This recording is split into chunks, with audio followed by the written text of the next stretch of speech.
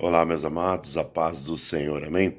Meus amados, a palavra do Senhor vai nos falar no livro de Romanos, Paulo dizendo que o salário do pecado é a morte e o dom gratuito de Deus é a vida eterna em Cristo Jesus.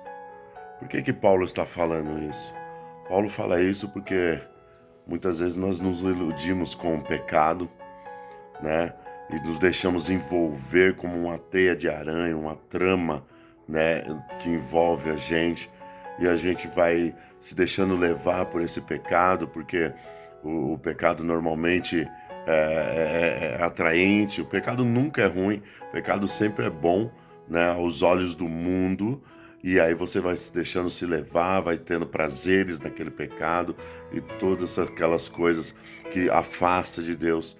E o Senhor fala que o salário desta ação é a morte em vida, muitas vezes, a morte espiritual, a morte dentro da família, a morte dentro de você mesmo, que você fica se culpando. Então o Paulo ele está nos orientando que não vale a pena o pecado, porque o salário que você tem vai ter que pagar para custear esse pecado é um valor muito alto e pode ser com a sua própria vida. Então Paulo ele fala que em relação a isso, em contraproposta a isto, o Senhor, nosso Deus, ele nos fornece de graça a vida eterna. A vida eterna faz com que você viva num mundo, vá viver num mundo junto com Deus, onde não existe mais nada disso. Mas você tem que fazer a escolha aqui.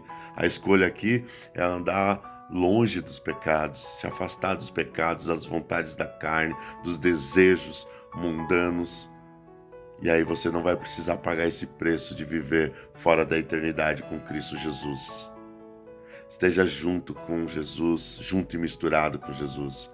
Eu oro pela tua vida em nome do Pai, do Filho e do Espírito Santo. Amém. Lembre-se, o salário da morte, o que ela vai te cobrar para que você viva os prazeres do pecado, é a morte. Não corra esse risco. Vive em Cristo Jesus.